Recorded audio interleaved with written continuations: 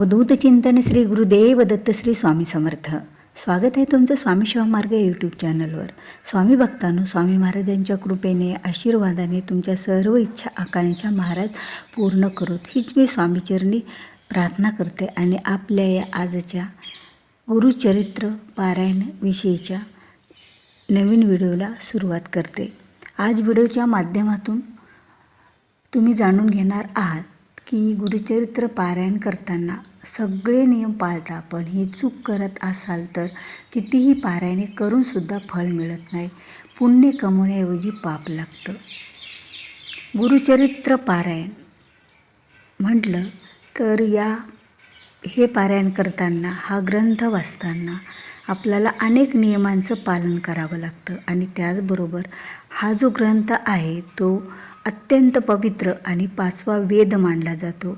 कारण सहसा हा ग्रंथ आपल्या हातात जरी पडला, वाचण्याची आपल्याला संधी मिळाली तर आपल्या कितीतरी जन्माचे पाप नष्ट होतात आणि या जन्मामध्ये सुद्धा आपल्या अनेक इच्छा आकांक्षा पूर्ण होत असतात. आपल्याला कितीतरी पटीनं पुण्य मिळत असतं.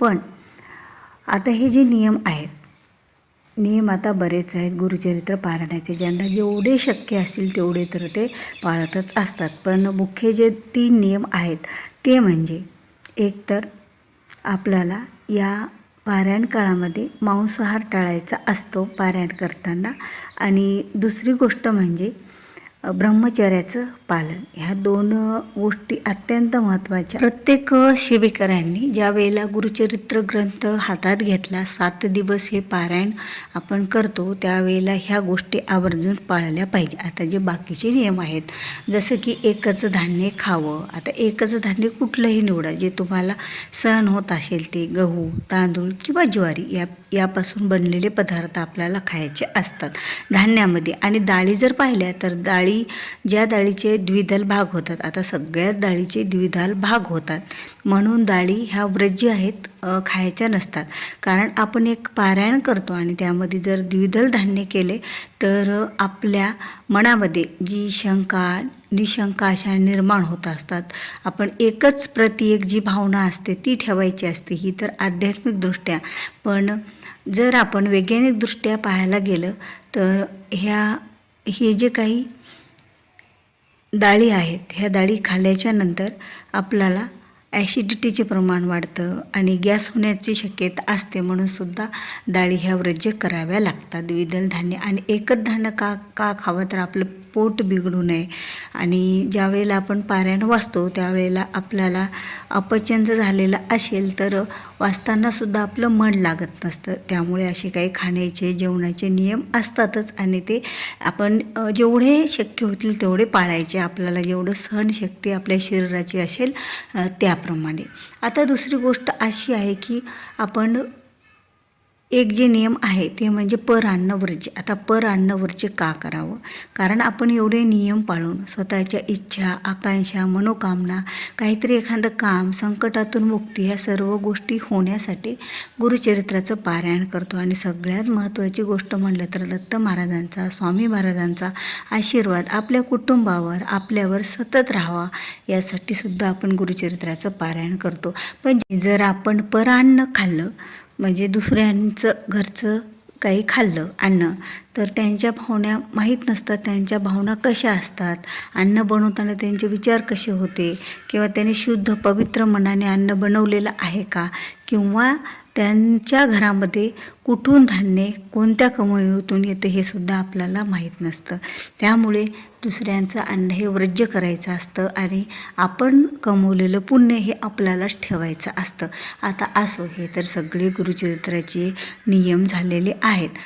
पण ह्या गुरुचरित्र पारायण करताना बऱ्याच महिला किंवा पुरुष जो कोणी पारायणाला बसलेले असतील, नियम तर सगळे कटाक्षाने पाळतात एवढेही, पण पारायण करताना ही एक चूक करत असाल तर कितीही पारायण केले तुम्ही, एकच नाही कितीही पारायण केले, कोणी वर्षातले 7, 3, 9 किंवा दरवर्षी ज्या वेळेला सप्ताह असतो दत्त जयंतीचा, स्वामी पुण्यतिथीचा, तेव्हा जरी पारायण केलं, पण जर तुम्ही ही चूक करत असाल तर त्याचं फळ मिळत नाही. तर ती चूक कोणती आहे तर बघा, चूक म्हणजे खरंच याचं वर्णन गुरुचरित्रातसुद्धा आलेलं आहे. तसं म्हणायला गेलं तर प्रत्येक ग्रंथातसुद्धा या चुकीचं वर्णन आपल्या आलेलं आहे. आपण काय करतो, उगीचच बसलो कुठे किंवा कुणाशी बोलत असलो तर कळत न कळत आपल्या तोंडातून कुणाची तरी निंदा होते, कुणाविषयी तरी आपण बोलत असतो. आणि निंदा एवढं मोठं पाप आहे की खरंच कुणाची निंदा करणं म्हणजे आपण खूप मोठं पाप आपल्या डोक्यावर घेत असतो. आता एखाद्या व्यक्तीविषयी जर तुम्हाला काही वाटत असेल तर समोरासमोर त्या व्यक्तीला म्हणून मोकळं व्हा. थोड्या वेळ त्यालाही वाईट वाटेल की बाबा यांनी माझ्याविषयी असं बोलला, पण त्याचं पाप तुम्हाला लागणार नाही. त्याचं मन थोडंसं दुखावलं, तुमच्याप्रती त्याचे वेगळे विचार येतील, तुम्ही त्याला समजून सांगा. पण ज्या वेळेला तुम्ही जर त्याच्या पाठीमागे त्याची निंदा करत असाल, काहीतरी त्याला बोलत असाल, विनाकारण हसत असाल, काहीतरी म्हणत असाल, टोकत असाल, कुणाविषयी तरी एखादी व्यक्ती नसेल तर तिथे त्याची चर्चा करत असाल, वाईट चर्चा करत असाल, तर खरंच हे खूप मोठं पाप असतं निंदा करणं. आणि दुसरी गोष्ट म्हणजे आपल्या मनामध्ये कोणाच्याविषयी कपटची भावना ठेवायची नाही, द्वेषाची भावना ठेवायची नाही. भलेही तुमचा शत्रू असेल, आता शत्रू आहे, त्यांनी आपलं खूप काही वाईट केलेलं असतं, त्याच्या मनात आपल्याविषयी खूप वाईट चालतं, त्यांनी आपल्या जीवनातसुद्धा बऱ्याच गोष्टी वाईट केलेल्या असतील. असो, त्यानं केलं वाईट, आपल्याला वाईट बोलला न, तो वाईट आपल्याशी वागला न, तर त्याचं काय करायचं हे महाराज बघून घेतील. त्याच्या कर्मानुसार त्याचे फळं त्याला मिळतील. पण आपण उगाचच आपल्या मनात कपट आणि त्याच्याविषयी जर द्वेष आणत असलो तर आपलं पारायण करूनसुद्धा त्याचं फळ मिळत नसतं. म्हणून ही चूक आपल्याला कुठेतरी थांबवावी लागणार आहे. भले आपल्याला आपला शत्रू आपल्या नजरेसमोर आला तर थोडं वाईट वाटतं, पण तिथे म्हणायचं नाही महाराज मला सगळे सारखेच आहेत, याच्या मनात असू द्या माझ्याविषयी वाईट भावना, यानं माझं वाईट करू द्या, पण मी याच्याविषयी वाईट विचार करणारच नाही महाराज, तुम्ही काय आहे ते बघून घ्या. सर्व काही महाराजांवर सोपवायचं या पारायण काळात तरी. आणि एरवीसुद्धा कोणाविषयी कपट द्वेष जर आपण नाही केला तर महाराज आपले कामं खूप चांगले करत असतात. पण महाराजाला वाटतं तुम्ही एवढं काही दत्त महाराजांना वाटतं पारायण करता आणि तुमच्या मनात लोकांविषयी जर वाईट भावना असतील तर या लोकांना देव जास्त पावत नसतो. पण ते कुठलाही देव असो, हे तर साक्षात परब्रह्म आहेत, ब्रह्मांड नायक आहेत, ब्रह्मा विष्णू महेशांचा अवतार आहेत. आणि त्यांचं जे गुरुचरित्र पारायण 5वा वेद आपण वाचन करतो आणि त्यावेळेला अशा भलत्या सलत्या चुका दुसऱ्यासाठी करत असतो, याचं काहीही कारण नसताना तर खरंच किती मोठं पाप आपण करत असतो. आणि यामुळे पुण्य कमवण्याऐवजी आपल्याला पाप लागत असतं. म्हणून कुठेतरी ह्या गोष्टी थांबवाव्या आणि स्वामीवर सगळं सोडवावं, दत्त महाराजावर सगळं सोडवावं आणि आपण आपला प्रपंच हा चांगल्या रीतीने करत राहावा.